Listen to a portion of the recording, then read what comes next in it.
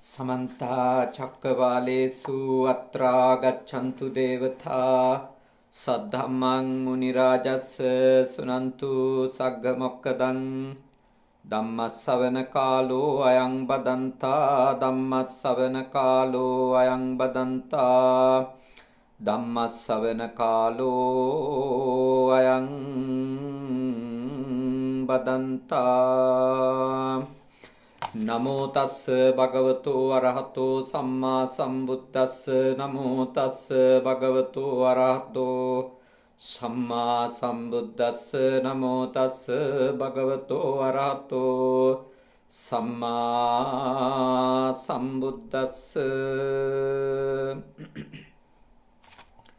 කාරුණික ශ්‍රද්ධාකාමී පින්වතුනි අද අපේ සදහවත් පිරිස මේ වෙලාවේදී සූදානම් වෙන්නේ ශාන්තිනායක ලෞතුරා බුදුරජාණන් වහන්සේ දේශනා කරපු උතුම් ශ්‍රී සද්ධර්මයට ඔබේ අවධානය යොමු කරන්නට බුද්ධ පුතුන් මුහුණු පොත සමග අද මේ පුරපසළොස්වක පොහොය දවසේ මේ උතුම් සද්ධර්ම දේශනාව ශ්‍රවණය කරන්නට සම්බන්ධ වෙන ඔබට මේ සද්ධර්ම දේශනාව සිද්ධ කර දෙන ලෙස අපට ආරාධනා කරන්නට යෙදුනේ විශේෂයෙන්ම මේ අම්පාර ප්‍රදේශයේ පදිංචි තරුණ දරුවෙක් විසින් අම්පාරේ දිස්නා ස්ටෝස්සේ අධිපති පියාණන් වහන්සේ ALA අමර මහින්ද ගුණවර්ධන මැතිතුමා පියාණන් අභාවයට පත් වෙලා අවුරුදු 3ක් සම්පූර්ණ වීම නිමිති කරගෙන 2021 8 වෙනි මාසේ 27 වෙනිදාට ඒ වෙනුවෙන් තමයි මේ උතුම් පින්කම මූලිකව සිද්ධ කරන්නේ. ඊට අමතරව එතුමාගේ මෞතුමියගේ පියාණන් වන මියගිය කොස්පලගේ ජිනදාස පියාණන්ටත් දැන පින් අනුමෝදන් කරමින් දැන් රෝගාතුරව සිටින මවගේ මෞතුමිය ඩෙලින් සීලවතී මාතාවට නිරෝගී සුව ප්‍රාර්ථනා කරලා විශේෂයෙන්ම තමන්ගේ ආදරණීය මව්ගෙත් පියාගෙත් නමින් මියගිය සියලුම ඥාතීන්ට පින්පෙත් අනුමෝදන් කරලා චාමික ගුණවර්ධන පුතණුවන් ඒ වගේම චිත්‍රා දමයන්ති ආදරණීය මෞතුමිය දේශානි ගුණවර්ධන වැඩිමහල් සොහොයුරිය දෙව්මි ගුණවර්ධන බාල සොහොයුරිය ඇතුළු ඒ පවුලේ පින්වත් පිරිස මේ පින්කම කරනවා. මීට අමතරව ඒ පවුලේ මිය ගියපු කොරෝනා වසංගත හේතුවෙන් මිය ගියපු අයට පින්කම් කරගන්න බැරිව සිටිනවා ඥාතීන් කීප දෙනෙක්. කල්යාණ රත්න ගුණවර්ධන මහත්මයා, මාලනි ගුණවර්ධන මහත්මිය, ආනන්ද ගුණවර්ධන මහත්මයා, උදේනි ගුණවර්ධන, කපිල ගුණවර්ධන, ඒ අමරපාල කියන පින්වත් පිරිසට ඒ ඇත්තන්ට පින් දෙන්න කියලත් ඒ චාමික පුතා අපෙන් ඉල්ලා සිටියා. එතුමත් බැංකුවක සේවය කරන වැදගත් තරුණ දරුවෙක්. ඒ දරුවා මට අවස්ථා ගණනාවක කතා කරලා මේ උතුම් පින්කම සිද්ධ කරලා දෙන්න කියලා ආරාධනා කළා. ඇත්තටම ඒ දරුවාගේ වාග්යයකට අද මම ලබා දීපු දිනය වුණාට මා දැනගෙන සිටියෙත් නෑ අද පුරපසළොස්වක පොහොය කියලා. මගේ දිනපොත තුල ඒ වුණත් වාසනාවට පුරපසළොස්වක පොහොයම යෙදিলা තිබෙනවා. ඒ නිසා අපේ සදහවත් බෞද්ධ පිරිසට මේ පෝදා ධර්මානුශාසනාව ශ්‍රවණය කරන්නට මේ චාමික ගුණවර්ධන පුතාගේ ආදරණීය පියාණන් ඇතුළු ඒ මියගිය ඥාතීන්ට පින්පෙත් අනුමෝදන් කිරීම වෙනුවෙන් අවකාශය උදා වෙලා තියෙනවා. ඒ දරුවා තමන්ගේ විහාරස්ථානයට වියලි ආහාර පූජා කරා මේ උතුම් වූ පින්කම සමගාමීව ඒ වගේම ආර්යනිකේතන භික්ෂු පුහුණු මධ්‍යස්ථානයට අපේ පොඩි හාමුදුරුවන් වහන්සේලාට දානමාන සකසා ගන්නට අවශ්‍ය කරන ප්‍රත්‍ය පහසුකම් සම්පාදනය කරා. ඉතින් බොහෝම ශ්‍රද්ධාවෙන් බොහොම ගෞරවයෙන් පින්කම් රාශියක් කරලා තමන්ගේ අවුරුදු 3කට කලින් මියගිය තාත්තට උතුම් නිවන අවබෝධ වේවා කියන බොහෝම ආදරණීය ප්‍රාර්ථනයත් එක්ක තමයි ඒ දරුවා අම්මත් සහෝදරියෝ දෙන්නත් සම්බන්ධ කරගෙන මේ උතුම් පින්කම සිද්ධ කරන්නේ. ඉතින් කාටත් ධර්ම කරුණක් ඉගෙන ගන්නටයි ඕන. ඒ සඳහා කැමැත්තෙනුයි බුද්ධ පුතුන් මුහුණුපොත සමග මේ වෙලාවේ එකතු වුණේ.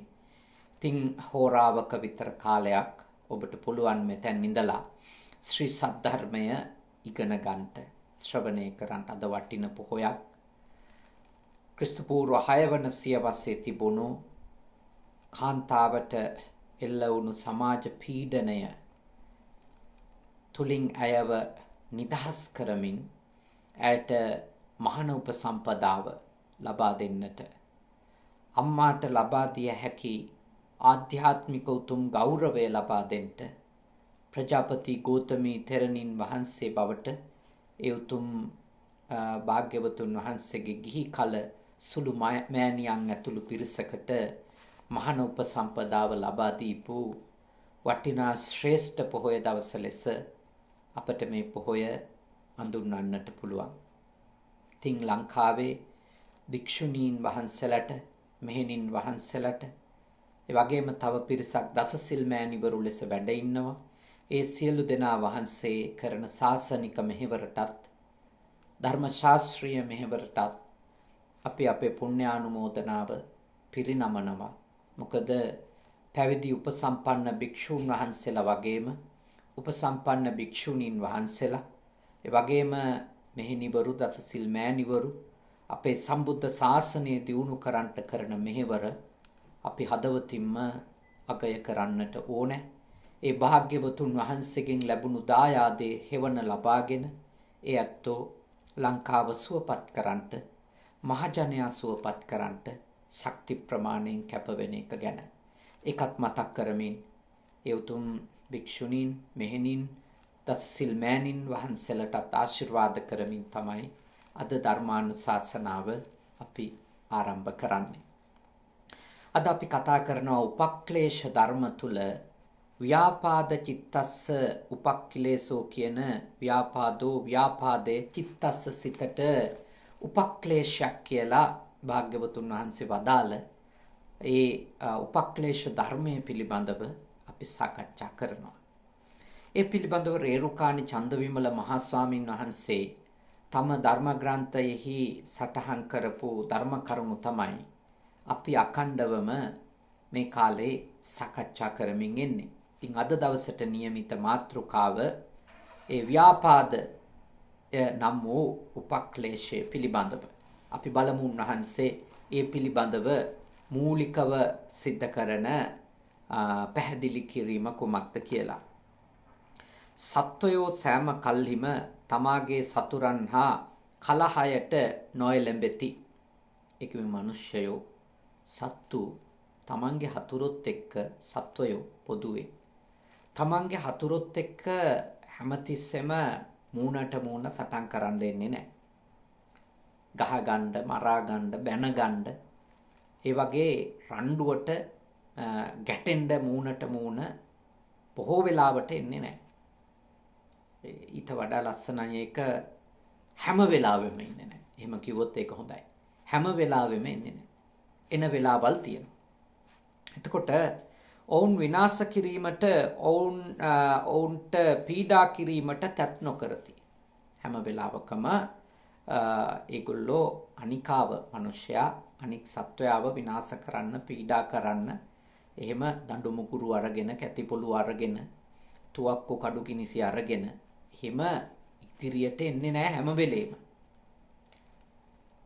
විනාශයට හේතු වන රෝගාදී අන්තරායකට සතුරා මුහුණපා සිටිනු දුටු කල්ලිද අසූ කල්ලිද මෙයින්වත් මොහු නැසේවායි සිතති.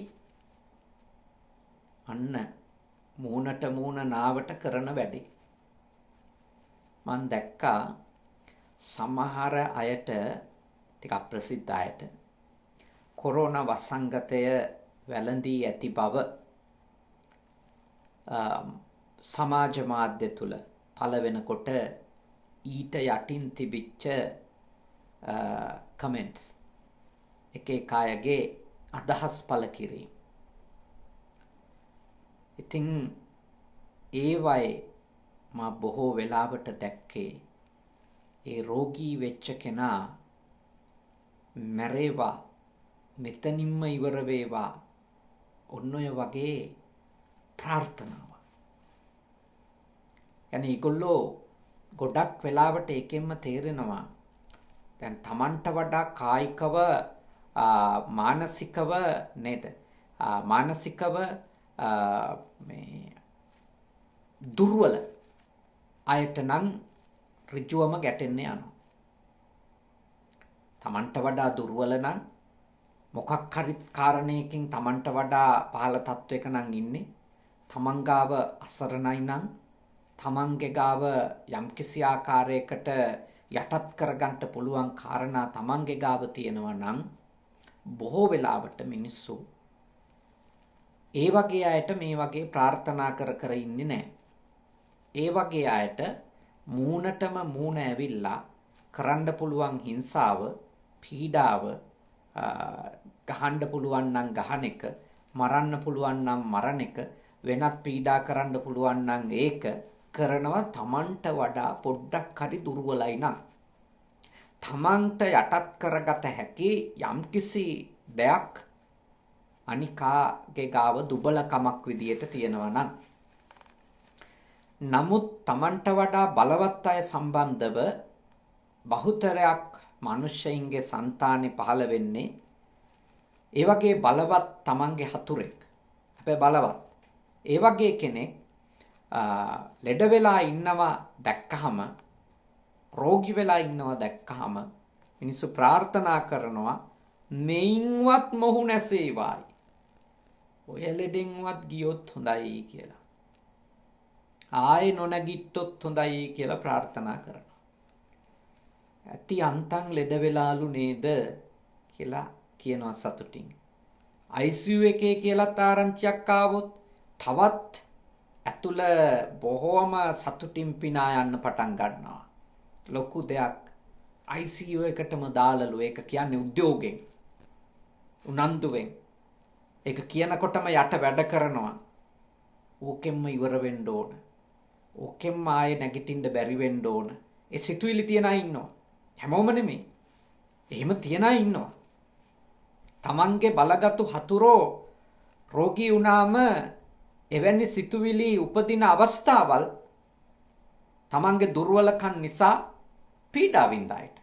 දැන් එහෙම සිතුවිලි ඇති වෙන්නේ සමහර විට අර බලවත් එක්කෙනත් ඉන්නකම් එක්ක තමන්ට පුද්ගලිකව කරපු හානි ගැන හිතලා, එක්ක තමන්ට රටට හානි කළා කියලා තමන්ට හිතෙනවා නම්, එක්ක තමන්ගේ නෑදෑ හිත මිත්‍රයින්ට හානි කළා කියලා හිතනකොට මෙන්න මේ විදියට තමයි ඒ වෛරය, ඒ ක්‍රෝධය, ඒ අර විදියට මේ මනසින් පිට කරගන්න ඒගොල්ලෝ කටයුතු කරන්නේ. දැන්නසේදෝයි සතුරාගේ විනාශය බලාපොරොත්තු වෙති. නිතරම බ්‍රේකින් නිවුස් එකක් එහෙම එනකොට උනන්දුවෙන් දූවගෙන යනවා ටීවී එක ගාවට. අරයා ගිහිල්ලාද දන්නේ නැහැ කියලා නිවුස් එක අහන්න. ඒ මනසේ හැටි. ඒ වෛරය බලවත් වුණාම, ව්‍යාපාද සිත බලවත් වුණාම, අනිත් එක්කෙනා මැරෙන්න ඕන කියන අදහස, ඉවර වෙන්න ඕන කියන අදහස බලවත් වුණාම, තමන්ට ඍජුවම ඉදිරියට පැනලා දෙයක් කරන්න තියෙන නොහැකියාවත් එක්කනම් ඉන්නේ. එයා හැම තිස්සෙම තම බලගත්ු සතුරාගේ තමන්ට යමක් පරිගැනීම් වශයෙන් යමක් කරගන්න නොහැකිව ඉන්න සතුරාගේ ඒ මරණය, විනාශය, පරිහානිය ඒ විදියට අපේක්ෂා කරනවා. එසේ සිටින්නවුන් තුල හටගන්නා වූ අන්හු නැසෙත්වා යන සිතහා සමග පවත්නා වූ ද්වේෂය චෛතසිකය ව්‍යාපාදේ නමි. මෙච්චර වෙලා කියලා දුන්නේ මොකක් ගැනද? ව්‍යාපාද කියලා කියන්නේ මොකක්ද කියලා. එතකොට අනිත් එක්කෙනා නැසේවා, අනිත් එක්කෙනා වෙනසේවා, එයාගේ මරණය සිද්ධ වේවා, එයාගේ මේ ජීවිතය කෙලවර වේවා ආදී චේතනාවක් එක්ක පවතින ද්වේෂයට කියනවා බුද්ධාගමේ මොකක් කියලාද? ව්‍යාපාද. ව්‍යාපාද චෛතසික කියන්නේ ඒකට. දැන් ඔන්න තරහයි ව්‍යාපාදයයි දෙක දැන් පටල ගන්න නැතුව හොඳට තේරුම් ගන්න ඕන. ව්‍යාපාදයේදී විශේෂ ලක්ෂණය තමයි මරණේ පත ඉන්න එක. විනාශේ පත ඉන්න එක. එයාට යම්කිසි හානියක් වෙන එක මනසෙන් නිතරම අපේක්ෂා කර ඉන්න එක. ඒක ප්‍රකට වෙන අවස්ථා තියෙනවා. ලෙඩ වුණා කියලා ආරංචි වුණාම ඉස්සර නම් මේ LTT ත්‍රස්තවාදීන් ඉන්න කාලේ බෝම්බයක් එහෙමපත් වුණා කියලා ආරංචි වුණාම ඊකටවත් ගියාද දන්නේ නැහැ කියලා හිතපු අවස්ථා සමහරුන්ගේ තියෙනවා. ඒක අනිවාර්යයි. මේක මතක තියාගන්න ඕන දේ තමයි මේක ඇත්තටම දුර්වලකමේ ලක්ෂණය. කියන්නේ තමන් එයා එක්ක ද්වේෂකින් ඉන්නවා. ද්වේෂය ඇති වෙන විවිධ හේතු ඇති. විවිධ හේතු ඇතිනේ. ඒ හේතුත් අපිට ඉස්සරහට සාකච්ඡා කරන්න පුළුවන් මේ දේශනේ. ද්වේෂය තියෙන. හැබැයි එයාට මොනවත් කරගන්න හයිය නැහැ. ඉතින් මේ කොරෝනා කාලේම ගොඩාක් අය ඔය වගේ ද්වේෂ සහගත ප්‍රාර්ථනා කරන අය ඉන්නවා. අපි මේ බණක් ගානේ සුවපත් වෙත්වා, හැමෝම නිරෝගී වෙත්වා, කාටවත් ලෙඩ බෝ වෙන්න එපා, ඉන්න අයත් පරිස්සම් වෙත්වා. ඔහොම අපි ප්‍රාර්ථනා කරාට ඔය අතර ඉන්නවා පුද්ගලික කෝන්තර තියන අය. මිනිස්සෙන්ට සුළු පිරිසක් මෙහෙම ප්‍රාර්ථනා කරද්දී තව විශාල පිරිසක් වෙනම තනිව පත ඉන්නවා. ඒ තමන්ගේ හතුරෝ කොරෝනා හරි හැදිලා මැරෙයි කියලා. නිකන් හරි කිමුහුමක් හරි යනවා දැක්කොත් හදවත පිනා යන මට්ටමේ ඉන්න අයත් ඉන්නවා. ඔබ හිතයි හාඳුරුවෝ කොහොමද එහෙමම කියන්නේ කියලා. ඉතින් සමහර මිනිස්සුන්ට ඔය තියෙන ක්‍රෝධය සමහරු ගැන අපිත් එක්ක කතා කරන වෙලාවටත් මම ඉතින් අවුරුදු 30ක් සාසනේනේ. කොච්චර මිනිස්සු මාත් එක්ක කතා කරලා තියෙද? ඒ කතා කරන වෙලාවට මේ 30 අවුරුද්ද තුල මගේ අත්දැකීම තමයි බොහෝ දෙනෙක් අනිකාගේ මරණය, අනිකාගේ විනාශය ප්‍රාර්ථනා කරන බව කටින් එළියට පැනලා තියෙනවා. මම පුළුවන් තරම් ඒ වෙලාවල් වලදී ඒ සිතුවිල්ලේ භයානකකම එහෙම හිතන එක වැරදි කියන එක තෝරලා දෙන්න උත්සාහ කළා තියෙනවා.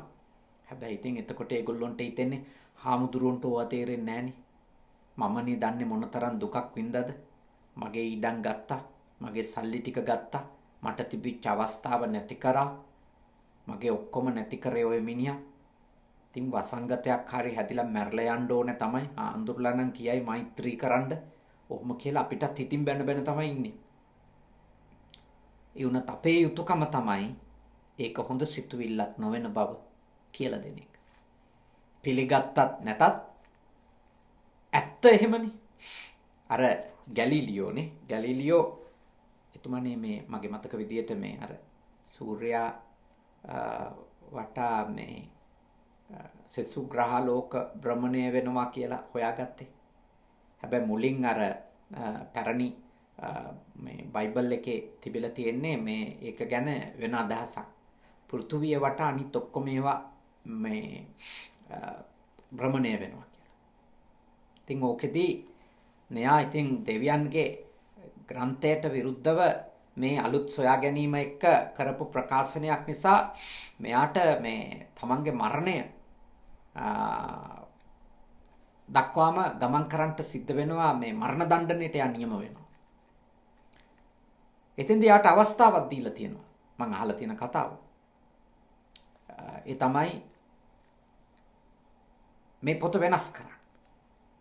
මේ ලියවිල්ල වෙනස් කරලා කියන්න පෘථුවිය වටා සූර්යයා කරකැවෙනවා නැතුව සූර්යයා වටා පෘථුවිය කරකැවෙනවා නෙමෙයි කියලා. ඒ වෙලාවේ ගැලීලියෝ කිව්වලු ඔව් මට එහෙම ලියලා දෙත හැකි. මට එහෙම ලියලා දෙන්න පුළුවන් වුණත් පෘථුවිය වටා සූර්යයා කරගෙන්නේ නැහැ. එයා ඒ වෙනකොට හොයාගෙන තිබිච්ච දේ. මට මේ එහෙම ලියලා දෙන්න පුළුවන් වුණා සත්‍ය ඒක වෙනස් වෙන්නේ නැහැ. ඒ වගේ තමයි සමහර අයට අපි කොච්චර කිව්වත් නේ අපි කොච්චර කිව්වත් එපා ඔය ප්‍රාර්ථනාව අතෑරලා දාන්න. එයා මැරෙන දවසක එයා මැරෙනවා නම් එයා මැරෙයි. එයා ලෙඩ වෙනවා නම් ලෙඩ වෙයි. ඒක ඔයාගේ ප්‍රශ්නයක් කරගන්න එපා. එයා කරපු කර්ම වලටයි එයාට වග කියන්න වෙන්නේ කියලා කිව්වට ඒක කොච්චර සත්‍ය වුණත් මිනිස්සු ඒක පිළිගන්න කැමති නැහැ. හැබැයි මිනිස්සු පිළිගත්තේ නැතත් මිනිස්සු ඒක කියලා දෙනවට අකමැති වුණත් ඉතින් අපිට කියන්න තියෙන්නේ තර ගැලීලියෝ කියපු දේ තමයි. කියන්නේ ඔබ අනිකට ඒ වගේ ප්‍රාර්ථනා කර ඉඳීම හොඳ නෑ කියන එක මට ඉතින් නොකිය ඉන්න පුළුවන්. හැබැයි මම නොකිය ඉඳියත් ඔබ එහෙම ප්‍රාර්ථනා කර ඉන්න එකේ විපාකයක් ඔබටත් එන වෙලාවක් තියෙනවා. මොකද ඔබ වැඩි දියුණු කරමින් ඉන්නේ. ඔබ සංවර්ධනය කරමින් ඉන්නේ. නරක සිතුවිල්ලක්. නරක චෛතසිකයක්. තමන්ට හානිකර භයානක විසකුරු චෛතසිකයක්. ඒක වර්ධනය කරගෙන කාටවත් එහෙම හරියන්න විදියක් නැහැ. අපිට ඕන කාගේ හරි හිත රිදෙයි අනේ පව් එයාට එහෙම කියන එක හොඳ නෑ වගේ කතාවකින් මේ ඉන්න පුළුවන් නොකිය. අපි නොකිය හිටියත් සත්‍ය සත්‍යනේ. සත්‍ය සත්‍යමයි. අපි පිළිගන්න අකමැති වුණත් කැමති වුණත් සත්‍ය සත්‍යමයි. එහෙනම් අනුන්ගේ විනාශේ පතන්න යන්න එපා. අනුන්ගේ මරණය ඉල්ලන්න යන්න එපා. අනුන්ට ශාප කර ඉන්න යන්න එපා. අනුන්ට ලෙඩක් දුකක් හැදුනම ඕකෙන්ම ඉවර වෙන්න ඕන කියන සිතුවිල්ලේ දිගට යන්න එපා. ඒක භයානක සිතුවිල්ල. ඒක හොඳ එකක් නම් බුදුහාමුදුරුවෝ ඒක දිගටම තියාගන්න කියලා අපිට කියලා දීලා තියෙනවා. හැබැයි ඒක හොඳ එකක් නොවන නිසා අපේ බුදුහාමුදුරුවෝ අපිට කියලා දීලා තියෙන්නේ එහෙම හිතන්න එපයි කියලා. උන්වහන්සේ අපිට යමක් එපයි කිව්වා නම් ඒක ඉතින් ඇත්තක්ම තමයි. බුදුහාමුදුරුවෝ කියපු දෙයක් නම් ඇත්ත තමයි. ඒකේ ආයේ වර්ධින්න විදියක් නැහැ මොනවා කිව්වා. ඒක සත්‍යමයි. ඒ නිසා ඔබ මේවා ගැන ටිකක් කල්පනා කරන්න. මොකද පවතින ආර්ථික අර්බුද සමාජ ප්‍රශ්න එක්ක මිනිස්සුන්ගේ තියෙන විවිධ විෂම හැසිරීම් එක්ක බොහෝ දෙනෙක් මම දන්නවා ඒවට දේවල් කරගන්න දෙයක් නැතුව තරහ ඉවස ගන්නත් බැරුව සාප කර අනුන්ගේ මරණය පත ඉන්නේ. සමහර විට තමන්ගේම පවුල කෙනෙක්. සමහර විට තමන්ගේ නෑදෑයෙක්ගේ. සමහර විට රටේ සමාජ වෙන කාගේ හරි. මරණය විනාශය බුදු අම්මේ ඔය කමෙන්ට් එහෙම බැලුවම ඇඟ හිරිවැටෙන මිනිස්සු හිත ඉන්නේවා. සල්ලි වියදම් කරගෙන ඩේටා කපාගෙන පැදුරු වගේ ලියනවා. ඒක මේ ඒ ඇතුලේ වැඩ කරන ඒ ද්වේෂය සුළුපටු නෑ. ඉතින් කෙනෙක් අහයි ඉතින් අපිට කරන අසාධාරණ වලට එතකොට මොකද කරන්න කියලා. ඉතින් ඔබට මට ඒකෙදි කියන්න පුළුවන් දේ තමයි ප්‍රායෝගික ජීවිතයේදී ඔබට බරපතල අයුක්තියක් අසාධාරණයක් කරනවා නම් නෛතිකව ඒක විසඳ ගන්න පුළුවන් සීමාව දක්වා ඔබට සාධාරණය ලබා ගැනීම දක්වා ඔබට කටයුතු කරන්න පුළුවන්. ඒ වගේ ඔබට සදාචාර සම්පන්න සීමාවේ නෛතික සීමාවේ ඉඳගෙන ඔබට වැරද්දක් කරන කෙනෙකුට යම් දෙයක් කරන්න පුළුවන්. ඒ කියන්නේ ඔබට සාධාරණයක් ඉෂ්ට කරගන්න.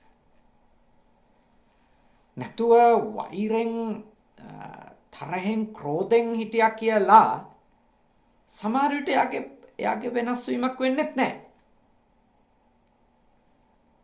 අපි වෛර කරන ප්‍රමාණයට අපි හෙන ඉල්ලන ප්‍රමාණයටම හෙන වදින්නේ නැහැ. එහෙම අපි බලාපොරොත්තු වුණාට අපි ආස වුණාට එහෙම වෙයි කියලා හිතන්න එපා. කාගේ හරි ඒ කියන්නේ පව් කරගන්න හරි මිනිහා තව ඉන්න ඕන නම් ඉන්නවා. තව යාට දරුණු කර්ම කරගෙන හරි යන්න තියෙන හේතුවකට නම් එයා ඉන්නේ. එයා ඉන්නවා. අපි කැමති වෙලාවෙ මැරෙන්නේ නැහැ. අපි ආස වෙලාවෙ යාට පිළිකා හැදෙන්නෙත් නැහැ. අපිට ඕන වෙලාවට පුළුවන් තරම් අපිට ඕන තරම් ඉක්මනට heart attack හදලා දෙන්නෙත් නැහැ. එයාගේ ආයුෂ, එයා සංසාරයෙන් ගෙන ආපු කර්ම ශක්තිය, එයාගේ කායික මානසික තියෙන දරා ගැනීම මේ දේවල් භෞතික ප්‍රශ්න තියෙනවනේ. වෙනත් තත්වයන් තියෙනවා. දැන් ඔබ යම් කිසි කෙනෙකුට එහෙම දෙයක් පතපත ඉඳීම ඇතුලේ ඔබව විනාශ වෙනවා මිසක අනිකා විනාශ වීම කියන එක නෙමෙයි වෙන්නේ අතට. අනිකාට හේතු සාධක සැකසිච්ච දවසට යාට වෙන දෙයක් වෙයි. මොකද කිරිමි දෙනවා තරම් ඉක්මනට කර්ම විපාක එනවා කියලා කියන්න බෑනේ. සමහර වෙලාවට අපි කරන කර්මවල විපාක ඉතින් අලු යට ගිනි පුලිඟු වගේ ඔයේ තියෙනවා. ඉතින් යම් වෙලාවක හුළඟක් ඇවිල්ලා අලු ටික එහෙට මෙහෙට වුණාම ඔන්න හිමින් මතුවෙන්න පටන් ගන්නවා. හැබැයි අපි කරපු කර්මයේ විපාක තියෙනවා. අර අපිට ඕන මොකක්ද? අපිට ඕන වෙනවා එක තැනකදී එයා කරපු කර්මයට විපාකය අපේ අස්පනා පිටම දකින්න. ඒ කියන්නේ ඔක්කොම ditta ධම්ම වේදනීය වෙන්න ඕන කියලා උනන්දුවක් සමහර මිනිස්සුන්ට තියෙනවා. දැන් සමහරු මාත් එක්කම කියනවා මේ ඕවා අපේ ඇස් පිටම දැක්කේ නැතොත් බුද්ධාගම බොරු කියා කියනවා නිකන් දත් මිටි කකා නිකන් අර මේ එහෙම සපත කරගෙන කියනවා. ඉතින් එහෙම අස්පනා පිට සියලු දෙනාගේ සියලු කර්මඵල දෙනවා කියලා බුදුහාමුදුරුවෝ කියලා නෑනේ කොහෙවත්.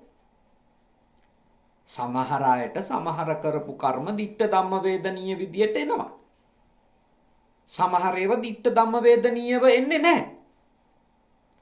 උපපජ්ජ වේදනීය. ආසන්නම ආත්මයකදී. අපරාපරිය වේදනීය. කිසියම් ආත්මයක. එහෙම කර්ම විපාකේ මෙන්න මේ වෙලාවටමයි එන්නේ. එහෙම ආවේ නැතොත් එහෙම නේ. එහෙම ආවේ නැතොත් එහෙම මේවා මේ බොරු බුදුහාමුදුරුවෝ කියපු කර්මෙත් බොරු විපාකෙත් බොරු කියලා හිතනවා නම් ඒක තමන්ගේ අනුවණකමේ ප්‍රශ්නයක්. මම ඔබෙන් ඉල්ලා සිටිනවා මෙත්සිතින් යුක්තව ඔබ අනුන්ගේ විනාශයට දින දාතන් හදන්න යන්න එපා. මොකද ඇත්තටම ගත්තොත් ඕකේ වෙන්නේ එක තැනකදී අපිට ඕන විදියට එයාගේ විනාශය සිද්ධ නොවුනොත් එකක් අපිට වටින ධර්මයක් අහිමි වෙන්න පුළුවන්. අපි ඒ ධර්මය ගැන අවිශ්වාස කර ගිහිලා අමු මිත්‍යා දෘෂ්ටික තත්වයකට යන්න පුළුවන්. අපේ තිබිච්ච සම්මාදිට්ඨික ගති ලක්ෂණ, ඒ දැක්ම, ඒ ප්‍රතිපත්ති නැති කරගන්න පුළුවන්. ඒක ලොකු හානියක්. දෙක, දැන් අපිට මේ සෝභා දහමෙන් විපත් වෙන්නේ නැත, කර්ම විපාක විදියට එන්නේ නැත කියලා දැන් මේක එනකම් බලන් ඉන්න එක්කෙනාට අර පොරොත්තු වෙන කෝච්චි එනකම් බලන් ඉන්නවා වගේනේ වෙන්නේ. කෝච්චි එනකම් බල ඉන්නේ ඔර්ලෝසුව බලනවා, රේල් පීලි දිහා බලනවා, දුවල ගිහිල්ලා අහනවා මේ එතන ඉන්න මේ ස්ටේෂන් එකේ මහත්තුරුන්ගෙන් හරියටම එනව නේද? වෙලාවට එයි නේද? දැන් කෝච්චි එනවා වගේ අනිත් අය කරපු පව්වල විපාක එනකම් බලන් ඉන්න අය ඉන්නවා. පොරොත්තු එවි ඉවසිල්ලක් නැතුව අර මම දැකලා තියෙන බස් ස්ටෑන්ඩ් වල කෝච්චි ස්ටේෂන් වල එහෙම නොඉවසිල්ලෙන් ඇවිද ඉන්න මිනිස්සු ඉන්නවා. ඒ වගේ සමහරු ඉන්නවා අනුන් කරපු පව්වල තමන්ට කරපු අසාධාරණවල විපාක අනිකට ඒ කරපු එක්කෙනාට එනකම් පුදුම නොඉවසිල්ලකින් නේ ඉන්නවා. ඉතින් ඊළඟට මේක Tamanට ඕන ඉක්මනට එන්නේ නැහැයි කියලා තේරුණාට පස්සේ සමහර කෙනෙක් තමන්ම දඬුවම් දෙන්න පෙළඹෙන්නත් පුළුවන්. තමන්ම දඬුවම් දෙන්න පෙළඹෙන්න පුළුවන්. එතෙන්දී ඒකෙදි නෛතික ක්‍රමවේද හොයන්නේ නැහැ. තමන් නඩුව අහන්න යනවා. තමන් දඬුවම දෙන්න යනවා. ඒක කොච්චර භයානකද? අපිට වැරද්දක් කරා කියලා අපිට අනිත් එක්කෙනාට දඬුවම් කරන්න අයිතියක් නැහැ. දැන් මේ රටේ හොරෙකුට හරි ගහන්නවත් අයිතියක් නැහැ. ගහන්න අයිතියක් නැහැ. ඒ කියන්නේ හොරා තමයි අපේ දේවල් හොරකම් කරන්න තමයි ආවේ. ඒත් අපිට ගහන්න මේ රටේ නීති අයිතියක් නැහැ. ඒ මොකද හේතුව එහෙම ලෝකයේ දියුණු ශිෂ්ටාචාරයන් තුල එහෙම කාටවත් හිංසා කරන්න කාටවත් අයිතියක් නැහැ. එහෙම යම්කිසි වරදකරුවෝ ඉන්නවනම් යම් දේවල් වල ඊට අදාළව දඬුවම් කරන තැන් තියෙනවා. ඒක ඒවා යම්කිසි ආයතන පද්ධතියකට බාර දීලා තියෙන එකයි. අපේ වගේ රටවල් වල මිනිස්සුම නඩුව අහලා මිනිස්සුම දඬුවම් දෙන මට්ටමට ඇවිල්ලා තියෙන්නේ එහෙම ආයතනික පරමාදර්ශයක් අපේ රට ඇතුලේ ගොඩක් වෙලාවට නැති නිසා. මේ රටවල් වල ඔක්කොම රණ්ඩු කටින් විතරයි. කොහොම ආගියුමන්ට් වලින් නවතිනවා. අතක් උස්සන්න යන්නේ නැහැ. මොකද පළවෙනියෙන් අත උස්සපු එක්කෙනාට වැටෙන ලෙඩේ හිතාගන්න බැරි තරම්. දැන් අපේ රටේ නම් ජයග්‍රාහකයා විදියට හිතන්නේ පැන්න ගමන් ගහපු මිනිහනේ. එයා ගැන තමයි මහ ලොකු අභිමාණයෙන් කතා කරන්නේ. ඒවා හරි ලොකු දේවල් ලෙස අගය කරනවා. චණ්ඩි වැඩකාරයෝ එහෙම තමයි ඉන්න ඕන නැත්තම් බෑ. ඔන්න ඔහොම කියලා අර මේ කියන්නේ ඒ අශිෂ්ටකම බොහොම ඉහළට ඔසවා තබනවා. මේ රටවල් වලදී ඒව කරන්න බෑ.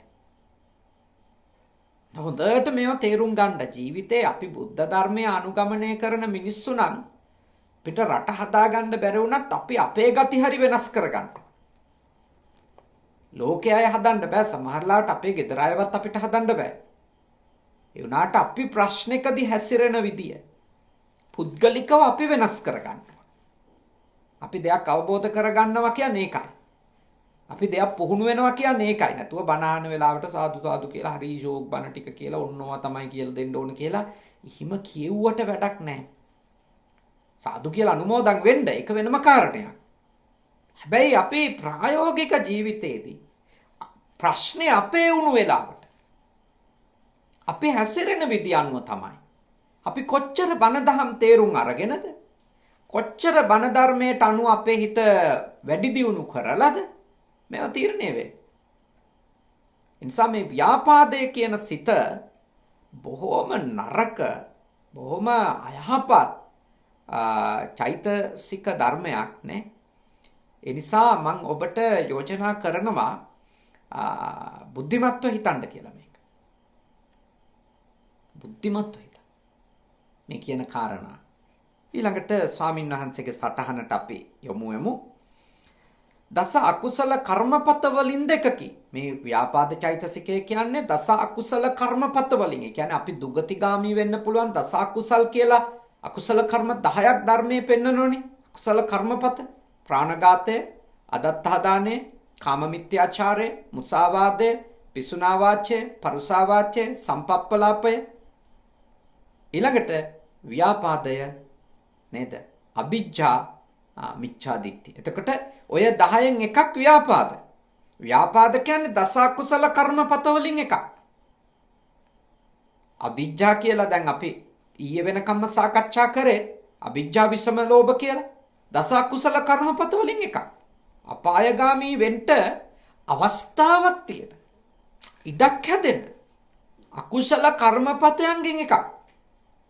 ව්‍යාපාදය කියන්නේ තෙවෙනි එකක්. ඒක බරපතලයි. ඒක සරල සිතුවිල්ලක් නෙමෙයි මේ අනුන්ට හෙන ඉන්න එක. සාප කර ඉන්න එක. එනිසා හොඳට ඔබ බුද්ධිමත්ව මේවා තේරුම් ගන්න. ඔබේ පුද්ගලික ජීවිතේ හානියට සසරට හානි කරගන්න එපා කියලා තමයි මේ යෝජනා කරන්නේ. මේ බොහෝ සෙයින් තමහට වඩා බලවත් වූ සතුරන් සම්බන්ධයෙන් උපදී. දුබල ඌද සම ඌද බලවත් ඌද මද වශයෙන් විරුද්ධත්වයේ ඇත්තා වූ සතුරන් ගැනද උපදී. මේ ද්වේෂයේ මේ අවස්ථාවකි. යම්කිසි කරුණක් නිසා අනිකෙකු කෙරෙහි පළමුවම හටගන්නා නොසතුට ද්වේෂයයි. ඒ ක්‍රමයෙන් මෝරන්නට පටන් ගනී. එසේ නැවත නැවත මෝරා හටගන්නා වූ ද්වේෂය සතුරා නසීවා යන සිතන තැනට පැමිණේ. එකල්හි එය ව්‍යාපාදයයි කියනු ලැබේ. අන්න ආරම්භක අවස්ථාව නොසතුටනේ, දෝමනස්සනේ, දෝමනස්ස සහගත පටික සම්පයුක්ත. දොම්නසත් එක්ක නොසතුටත් එක්ක එන ගැටීමනේ. ගැටීම ඊළඟට ඒකට පියවරෙන් පියවර වැඩෙනවා.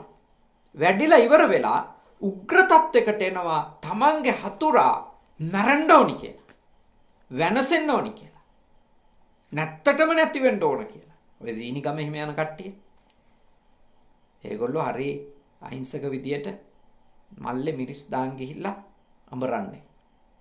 ඒ අඹරන ගමන් තොල් මතුර අඹරනවානේ.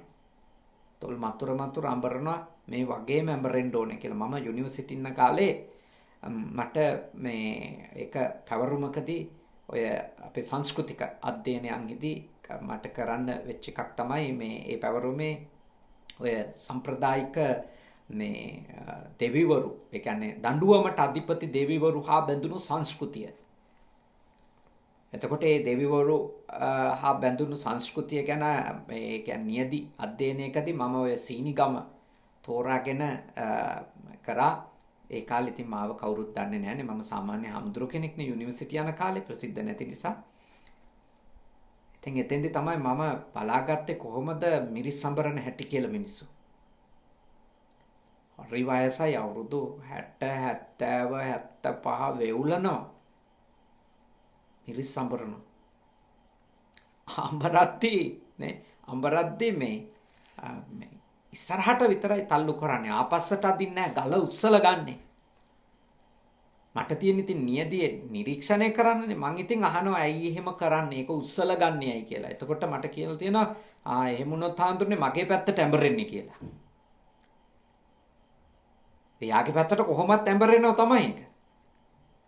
මොකද හේතුව එයා දිගටම අනුන්ට වෛර කර අනුන් ඇඹරෙන්න ඕන කියලා හිතන එක. මේ රත් වෙච්ච කබල් වලට රත් වෙච්ච කබලකට අබ දානවනේ.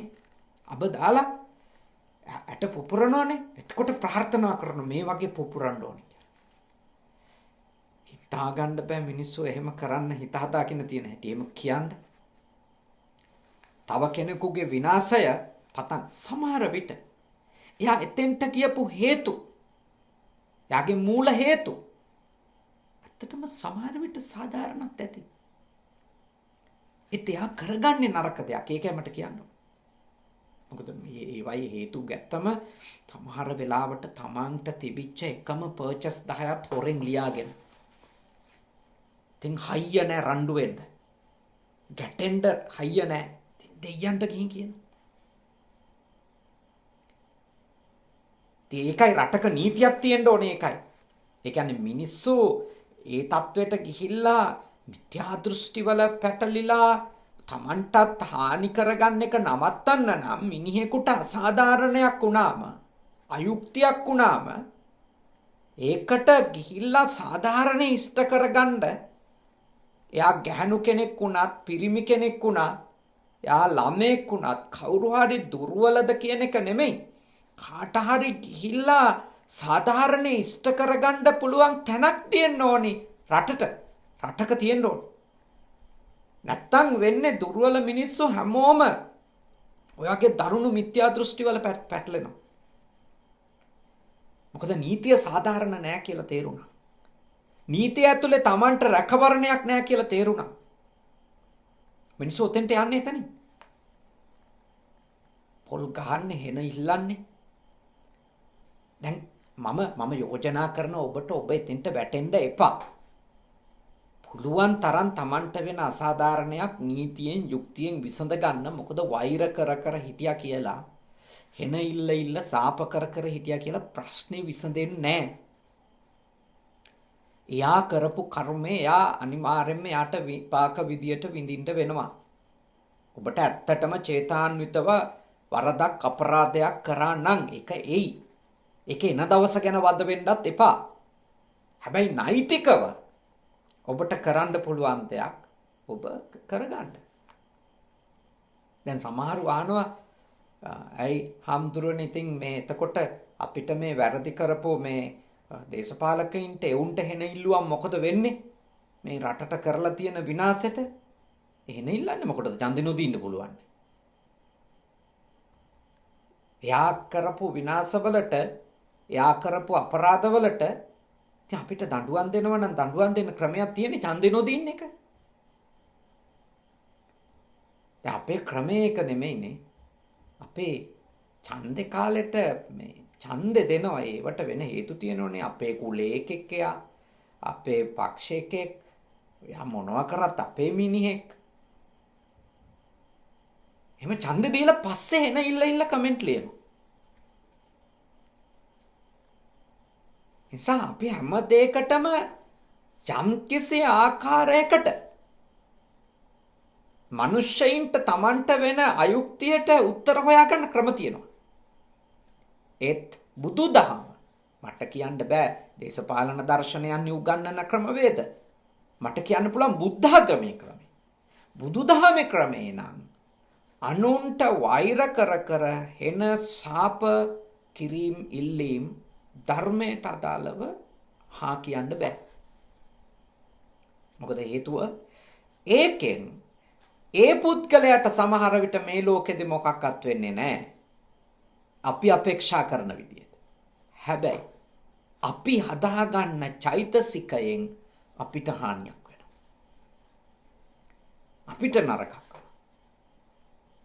ඒක ගැන ටිකක් බුද්ධිමත්ව ඥානවන්තව හිතන්න කල්පනා කරන්න කියලා මම ඔබට මෙත් සිතින් යෝජනා කරා. ඒ කියන්නේ සමහර වෙලාවට අපි අඬු තියෙද්දි අත පුච්ච ගන්නවා. මොකද අඬු ගැන විශ්වාස නැතුව. ඒත් මම යෝජනා කරනවා අඬු තියෙද්දි අත පුච්ච ගන්න වැඩ කරන්න එපා. හැම තිස්සෙම Tamanට වෙන අසාධාරණයට නැගිටින්න ඕනේ. අනිවාර්යෙන් නැගිටින්න ඕනේ. වැරද්දට වැරදි කියලා පෙනී සිටින්න ඕනේ. අර මම දැක්කා ඊයේ තරුණ කණ්ඩායමක් මම දන්නේ කාගේ කවුද කියලා. ඒගොල්ලෝ තාම විධිමත්ව ඉටිකොළ වලින් ආවරණය කරගෙන ශරීර මුඛවාඩම් දාගෙන ඒගොල්ලෝ සාමකාමී විරෝධයක් පළ කළා. අනිත් කඩ ඔක්කොම වහලා මිනිස්සුන්ට ඔක්කොටම ඇදිරි නීතිය කියලා බාර් විතරක් ඇයි ඇරලා තියන්නේ? තෙන්ට ඇයි කොරෝනා නීතිය වළංගු නැත්තේ කියලා. ඒගොල්ලොන්ව කුදලගෙන ගියා පොලිසියෙන්. බැන තර්ජන කර ලොකු කතා කීකේ අරන් ගියා. ඉතින් ඒවා යහපත් දේවල් නෙමෙයි. මොකද මේ මිනිස්සු එතන වැරද්දක් නෙමෙයි කරන්නේ. නෛතිකව ඒගොල්ලොන්ගේ විරෝධය පළ කරන එච්චරයි. ඒක ඒගොල්ලොන්ට පළ කරලා ගෙවල් වල යවන්න ඕන. මොකද එතන කොරෝනා බෝ වෙනවා නම් බාර්වල කොරෝනා පොදි හැදෙන්න ඕන. අර පණු හැලි වගේ එක අවුඩ එක නැගගෙන මේ බෝතල් භාගේ ගන්න යනකොට. ඒව දිහා ඇස්කම් පියාගෙන බලන් ඉන්න පොලිසිය අය අර විදියට හැසිරෙන එක මම දන්නේ ඒක කාටද හරි කියන්න පුළුවන් කියලා. එහෙම කුදලන් යනවා නම් බාර්ගාවින්න ඔක්කොමත් කුදලගෙන යන්න ඕන. මිනිස්සු මොකක් හරි යුක්තිය සාධාරණය ගැන තියෙන විශ්වාසය නැති කරන්න හොඳ නෑ අපි කවුරුත්. එහෙම වුණොත් මිනිස්සු වෙන්නේ තව තවත් මිත්‍යා දෘෂ්ටිකයෝ වෙලා සාප කර ඉන්න, තමන්ගේම රටට වෛර කර ඉන්න, තමන්ගේම රටට හෙන ඉල්ල ඉන්න තත්වෙට මිනිස්සුපත් වෙනවා. අද අපේ රටෙන් පැනලා යන්න පුළුවන් නම් කී දහහක් කී ලක්ෂයක් සූදානමින් ඉන්නවද රට ඇතහැරලා පැනලා යන්න. එයයි තමන්ගේ රට පිළිබඳව එහෙම ගෞරවය මිනිස්සුන්ගේ නැති වෙලා යන එක හරි අවාසනාවක්. ඒ හින්දා මා යෝජනා කරනවා වෛර කරන්න, ක්‍රෝධ කරන්න, සාප කරන්න එපා. නෛතිකව දේවල් කරන්න. මිනිස්සුන්ට නෛතිකව දේවල් කරන ඉඩ අපේ සමාජයේ හැදෙන්න ඕන. Tamanට අසාධාරණයක් වෙනකොට. ඒක අනිවාර්යෙන් විය යුතු දෙයක්. මොකද ඔක්කොම කර්මයට බාර දීලා ඉන්න කියලා බුද්ධ ආගම කියන්නේ. කර්ම විපාක එන දවසකයි. හැබැයි කාන්තාවක් දූෂණය කරනවා නම්, දරුවෝ දූෂණය කරනවා නම්, ඒ මිනිස්සුන්ට එරෙහිව නීතියක් තියෙන්න ඕන. අධිකරණයක් තියෙන්න ඕන. එයා ගිහි වුණත්, පැවිදි වුණත්, කවුරු වුණත් යාට එරෙහිව අධිකරණයක් තියෙන්න ඕන. කර්ම ඵල දෙයි. ඕවා ගෙනියයි. එහෙම බලන් ඉන්න බෑ. ඒවා ගෙනියන ඒවා ගෙනියයි. හැබැයි මේ රටක නීතියක් තියෙනවා. ළමයෙකුට කරන්න බැරි දේ පුළුවන් දේ. ගැහණියකට කරදර කරන්න බෑ කියන එක ඒක නීතියක්. පිරිමියෙකුටවත් කාටවත් ගහන්න බෑ කියන එක නීතියක්. ඒ නිසා ඒවා හිතන්න මේ ඔක්කොම මම නම් නේ කරුමෙට බාර දීලා ඉන්න හාමුදුරු කෙනෙක් නෙමෙයි හැමදේම. ඒක හොඳට මතක තියාගන්න ඕන. එහෙම බෞද්ධයෝ විදියට එහෙම ඔක්කොම කරුමෙට බාර දීලා නිවටෝ වෙලා ඉන්නත් එපා. හැබැයි පෞකාර අකුසල් කරන්න යන්නත් එපා. නේ? නෛතිකවනේ, නීත්‍යානුකූලව, ධාර්මිකව, සදාචාර සම්පන්නව තමන්ට යමක් වෙනව නම් ඒකට එරෙහිව ඒක කළ යුතු වෙනවා මිනිස්සු. නැත්තම් සමාජයේ ඔක්කොම වෛරෙන් ඉන්න නේ, වෛරෙන් ඉන්න තත්වෙට අපේ රටපත් වෙනවා. එකිනෙකාට වෛර කරන සමාජයකනේ මොන යහපතක්වත් උදා වෙන්නේ නැහැ. මතක තියාගන්න. මොන යහපතක්වත් උදා වෙන්නේ අපේ සමාජේ වෛරය, ක්‍රෝධය කොච්චර තදින් වැපිරිලාද? ඒක හොඳ දෙයක් නෙමෙයි. දියුණු වෙන්න බෑ. මේ ඔය ලෝකේ රටවල් දියුණු වෙන ප්‍රධාන හේතුවක්. ඒ කියන්නේ නොපෙනෙන මානසික හේතුවක්. මේ මිනිස්සු සතුටින් ඉන්නවා. වෛර කර කර එන ඉල්ල අවුරුදු ගණන් පැහැව එහෙම ඉන්නේ. මිනිස්සු හරි සතුටින් Tamanට දේවල් වෙලා තියෙනවා. Tamanට අසාධාරණ වුණාම ඒවට නෛතිකව උත්තර හොයා ගන්නවා. ඒවට ඇත්තටම නීතියෙන් උත්තර හොයලා දෙනවා සාධාරණ විදියට හොයලා බලලා.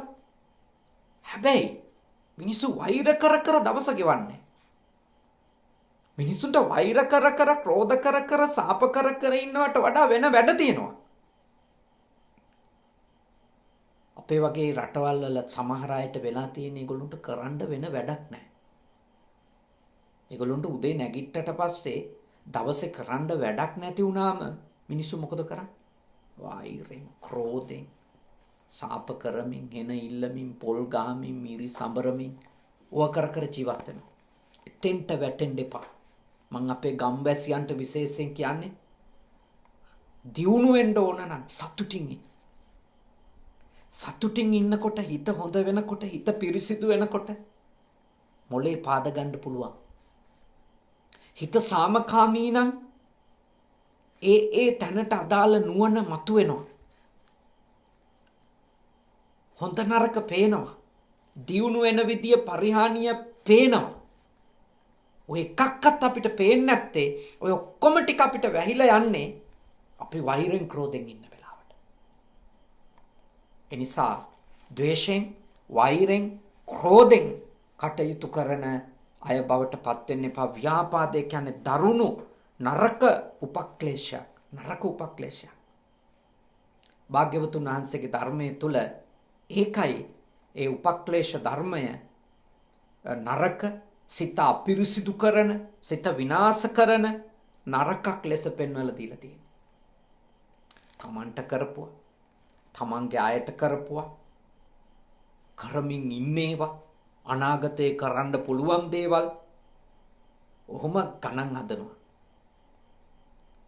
තමන්ට කරපුවා ගැනයි, ඊළඟට තමන්ගේ අයට කරපුවා ගැනයි. දැන්ට තමන්ට කරමින් ඉන්නේවා ගැනයි, තමන්ගේ අයට කරමින් ඉන්නේවා ගැනයි. ඊළඟට එතන මත පදනම් වෙලා තමන්ටයි තමන්ගේ අයටයි අනාගතේ කරන්න පුළුවන් ඒවා ගැනයි. ওই විදිහට තමයි ව්‍යාපාදේ හදාගන්නේ. හිතලා වෛරෙන් ක්‍රෝධෙන් තමන්ව උමුතු වෙනවා. අඩු මේ මිනිස්සු සැනසille නිදාගන්නවත් නැහැ. සැනසille නිදාගන්නවත් නැහැ. නින්දෙනුත් කෑ ගහගෙන නැගිටින්නේ. හැම තිස්සෙම අසහනයක ජීවත් වෙන්නේ. හිත සුවපත් නැති වුණාම කයත් සුවපත් නැති වෙලා යනවා. එහින්දා හිත පුළුවන් තරම් සුවපත් කරගන්නට තමන්ගේ නුවණ දියුණු කරන්නට කියලා හිත දියුණු කරන්නට කියලා තමයි මේ දේශනාවෙදී ඔබට අවධාරණය රේරුකාණි චන්දවිමල මහ ස්වාමීන් වහන්සේගේ මේ චිත්තෝපක්ලේශ ධර්ම කියන උතුම් ධර්ම ග්‍රන්ථයේ අපිට කියලා දෙන්නේ මේ උපක්ලේශයෙන් තමන්ගේ හිත නිදහස් කරගන්නට කියලා. මොකද මේ සිතින් ඉඳිද්දී කිව්වේ අනුන් නැසේවා වෙනසේවා ඉවර වේවා කියන වෛරී සිතින් ඉඳිද්දී මැරිලා ගියොත් නිකම්ම heart attack එකක් ආව වෙන මොකක් හරි එකට කොලෙස්ටරෝල් වැඩි වෙලා තිබිලා. හිතන්න නිතරම වැඩ කරන්නේ නේ නිතරම වැඩ කරන්නේ වෛර ක්‍රෝධේ නම්. එතකොට එවැනි සිතකින් නම් එයා ඉඳිද්දී අර හෘදයාබාධ එන්නේ. මැරිලා කියලා කොහේ උපදීද කියලා හිතන්න. අන්තිමට ඉතින් හාමුදුරුලා සියනමක් වඩම්මලා දාන දුන්නත් ඉපදිලා තියෙන්නේ නිරයක නම් ගලවන්නද? ඉපදිලා ඉන්නේ තිරිසන් අපායක නම් ගලවන්නද? මල යක්ෂයෙක් යක්ෂණියක් වෙලා නම් ඉපදිලා තියෙන්නේ ගලව ගන්නද? ගෙදර පුරාම හාමුදුරුලා වාඩි කළා දන් දුන්නත් මොකද කරන්න පුළුවන්? ඒකයි වෛර එපා කියන්නේ. ඒකයි ක්‍රෝධ එපා කියන්නේ. ඒකයි අනුන් ඇසේවා කියලා හිත ඉන්න එපා. හතුරුකම් කරලා තියනවා. ඉතින් ඔය ගිහියෝ වෙච්ච ඔය ඇත්තන්ට නෙවෙයි. පැවිද්දෝ වෙච්ච අපිටත් එවැනි හතුරුකම් කරපු අවස්ථා නැතුව නෙවෙයි කොච්චර හිංසා වෙලා තියෙනවද? අවුරුදු 40ක් ජීවත් වෙනකොට කොච්චර අත්දැකීම් තියෙනවද? හැබැයි ඒගොල්ලොන්ව මනසින් අතහැරලා දාලා අපි අපේ ගමන ගියපු හින්දා විතරනේ අපි අද අධ්‍යාපනිකව ආධ්‍යාත්මිකව මොකක් හරි යමක් ලබලා තියෙනවා කියලා සතුටින් හරි ඉන්නේ. පොඩි නමලා ටිකක් හදලා සේනාසන 4ක් පන්සල් 4ක් හදලා ලංකාවේ බෞද්ධයෝ වෙනුවෙන් ශාසනය වෙනුවෙන් ඉතින් අරගොල්ලන්ට වෛර කර හිටියා නම් මොකද්ද වෙන්නේ? දවස යනවා දන්නේ නැහැ. මානම් හැම තිස්සෙම හිතන්නේ ඉතින් අපිට වෛර කරන්නේ හෝ ඊර්ෂ්‍යා කරන්නේ හෝ අපිට හතුරුකම් කරන්නේ හෝ ඉතින් අපි මොකක් හරි සාර්ථකත්වයක් තියෙන හින්දානේ. ඒව කරන්න අපේ හිත තව තවත් ඒවයින් පරිණත කරගන්නවා මිසක ඒවට පෙරලා වෛර කර ක්‍රෝධ කර කුමන්ත්‍රණ කර ඒවට හිංසා කරන්න පොල් ගහ මොනවා ලබා ගන්නද අපි? ඒ නිසා බුද්ධිමත් වෙන්න කියලා තමයි ඔබට මේ සිතින් යෝජනා කරන්නේ. ලැබිච්ච ආත්මෙ දුර්ලභයි. බොහොම දුර්ලභයි. මේ උතුම් මනුස්ස ආත්මෙ පුළුවන් තරම් දවස ගත කරන්න කරුණාවෙන්, මෛත්‍රියෙන්, ආදරෙන්, අනිකාට ගරු කරමින්, අනිකාට වටිනකමක් දෙමින්, පුළුවන් තරම් අනිකගේ හිත රිද්දන්නේ නැතුව, අනිත් එක්කෙනාට වද දෙන්නේ නැතුව පුළුවන් තරම් දවස ගෙවන්න උත්සාහ කරන්න. මොකද ඔබත් මමත් වපුරන දේවල් වල ප්‍රතිඵල තමයි අස්වැන්න තමයි අපිට නෙලන්න වෙන්නේ. ඉතින් අද ව්‍යාපාදය ගැන අපි සාකච්ඡා කළා. හෙට දේශනාවේදී අපි ක්‍රෝධය ගැන සාකච්ඡා කරනවා.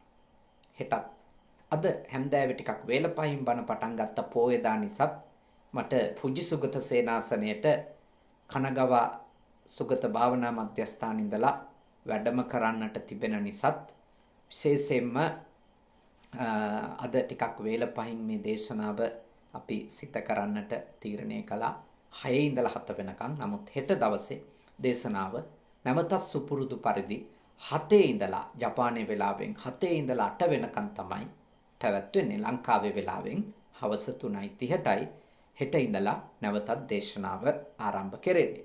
ඉතින් අද දවසේ මේ උතුම් පින්කම සිද්ධ කළේ බැංකු නිලධාරියෙක් විදියට වැඩ කරන තරුණ දරුවෙක්. ඒ දරුවගේ නම ගුණවර්ධන පුතණුවන් චාමික ගුණවර්ධන. මේ පින්කම් සිත කළේ එතුමගේ තාත්තට පින් දෙන්න. අම්පාර නගරයේ ටිස්නා ස්ටෝස් අධිපතිතුමන් විදියට ඉඳපු ආදරණීය පියාණන් ඒ අමර මහින්ද ගුණවර්ධන මහත්මාණන්ගේ අභාවයෙන් අවුරුදු 3ක් සම්පූර්ණ වුණ 8 වෙනි මාසේ 27 වෙනිදාට ඒ වෙනුවෙන් අවුරුදු 3 පින්කම නිමිති කරගෙන තමයි මේ පින්කම විතරක් නෙමෙයි ආර්ය නිකේතනයේ වැඩ ඉන්න ස්වාමීන් වහන්සේලාට දම්පැන් සඳහා ප්‍රත්‍ය පහසුකම් පූජා කිරීම. ඒ වගේම ගමේ සේනාසනයට ගමේ පන්සලට වියලි සලාක පූජා කිරීම තාත්තට පින් සිද්ධ වෙන්න ඒ දරුවා සිද්ධ කළා. අනාගතෙත් මට සිහි කළා දුප්පත් පන්සල් වලට මොනවා හරි පින් කරන්නට ආසාවෙන් ඉන්නවා කියලා. කොහොමද දෙයක් තරුණ මහත්මයෙක් විදියට තරුණ දරුවෙක් විදියට ජීවිතේ පිනක් කුසලයක් කරගන්න දරන වෑයම අපි අගය කරමින් ඒ නිසාමයි මම ඇත්තටම මේ දේශනාවටත් අද තව දේශනාවක් වෙනම තියෙද්දි කොහොම හරි මේ දේශනාව කරලා දෙන්න කල්පනා කරේ. ඉතින් ඒ පියාණන්ටත් ඊට අමතරව කොස්පලගේ ජිනදාස ඒ පුතාගේ සියටත් ඇතුළු කොට ඒ පුතාගේ මව්ගේ නමින් පියාගේ නමින් මියගිය සියලුම ඥාතීන්ට වගේම තව මේ කොරෝනා තත්ත්වය නිසා පින්කම් කරගන්න බැරුව ඉන්නව තමන්ගේ ඥාතීන් මිය ගියපු 6 දෙනෙක් කල්යාණ රත්න ගුණවර්ධන මහත්මයාට මාලනී ගුණවර්ධන ආනන්ද ගුණවර්ධන උදේනි ගුණවර්ධන කපිල ගුණවර්ධන ඒ අමරපාල කියන මේ මියගිය අයටත් පින්පෙත් අනුමෝදන් කරන්නට කියලා මගෙන් ඉල්ලා සිටියා. ඊට අමතරව බණහපු බුද්ධ පුතුන් ශ්‍රාවකයින්ගේ නමින් ඔබේ නමින් කවුරු හරි මේ වසංගත කාලේ මිය ගියා නම් ඒ හැමෝටම අපේ ලංකාවේ මේ වසංගතය නිසා මිය ගියපු සියලුම ස්ත්‍රී පුරුෂ ભેදයකින් තොරව ආගම් ભેදයකින් තොරව සමාජ පැලැන්ති ભેදයකින් තොරව මිය ගිය සියලුම මිනිසුන්ට මේ පින්වත් වේවා සුවපත් වේවා සපවත් වේවා ලෝකේ පුරාම මේ වසංගතයේ මිය ගිය සියලු දෙනාට මේ පින්වත් වේවා සුවපත් වේවා සපවත් වේවා දුකින් මිදේවා අපේ ඥාතිවරු මේ පින්බෙලෙන් නිවන් අවබෝධ කර ගනිත්වා කියන සිතින් අපි පින් දෙමු. ඉදම්මේ ඥාතීනං හෝතු සුඛිතා හොන්තු ඥාතයෝ ඉදම්මේ ඥාතීනං හෝතු සුඛිතා හොන්තු ඥාතයෝ ඉදම්මේ ඥාතීනං හෝතු සුඛිතා හොන්තු ඥාතයෝ. දෙවියෝ මේ පින් අත්කර ගනිත්වා. දෙවියන්ගේ ආශිර්වාදය ආරක්ෂාව බැල්ම ශක්තිය විශේෂයෙන්ම ඒ පුතාගේ ආදරණීය අම්මට ඒ වගේම සුජීවත් සිටින තව ඥාතිවරු සිටිනවා. ඒ සියලු දෙනාටම සියලු දෙවියන්ගේ ආශිර්වාදය ලැබේවා.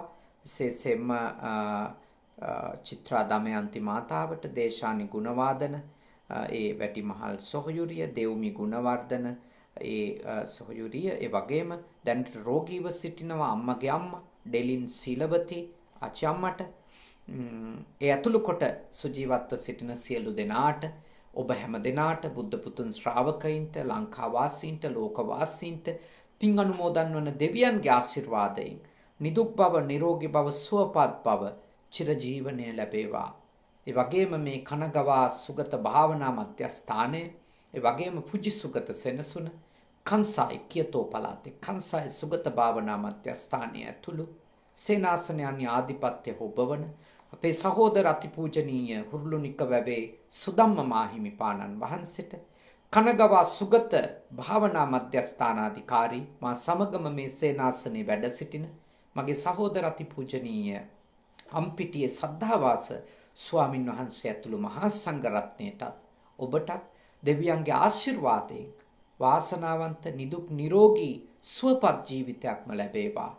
මේ උදා වූ පින්බර පුරපසළොස්වක පොහොය පින් කුසල් සිතුවිලි වැඩි දියුණු වෙන පොහොය දිනක් බවටම පත්වේවා. දෙවියෝද මේ පින්බෙලෙන් නිවන් දකිත්වා කියලා සාදුහු කියලා ප්‍රාර්ථනා කරන්ට. ඒ වගේම බණ අහපු ඔබටත් මියගිය ඒ ආදරණීය පියාණන් වහන්සේ චාමික ගුණවර්ධන පුතාගේ ඇතුළු දරුවන්ගේ තාත්තා ඒ මෞතුමියගේ ආදරණීය ස්වාමි පුරුෂයා ඇතුළු මියගිය සියලු ඥාතීන්ටත් දෙවියන්ටත් ඔබ අප හැම දෙනාටම උපදින හැම ආත්මකම සත්පුරුෂ ඇසුර ලැබේවා. කල්යාණ මිත්‍ර ඇසුර ලැබේවා. සද්ධර්මයම අවබෝධ වේවා. ඉක්මන් භවයකදී සියලු කෙලෙසුන් දුරු කර නිවනින් සැනසෙන්නට මේ පින කුසලය පාරමී ධර්ම වේවා. සාදු සාදු සාදු. ආකාසට්ටා ච බුම්මට්ටා දේවා නාග මහිද්దికා පුඤ්ඤන්තං අනුමෝදිත්වා චිරන් රැක්කන්තු ශාසනං. ආකාසට්ටා ච බුම්මට්ටා දේවා නාග මහිද්దికා පුඤ්ඤන්තං අනුමෝදිත්වා චිරන් රැක්කන්තු දේශනං. ආකාසට්ටා ච බුම්මට්ටා දේවා නාග මහිද්దికා පුඤ්ඤන්තං අනුමෝදිත්වා චිරන් රැක්කන්තු මම් පරන්ති තී.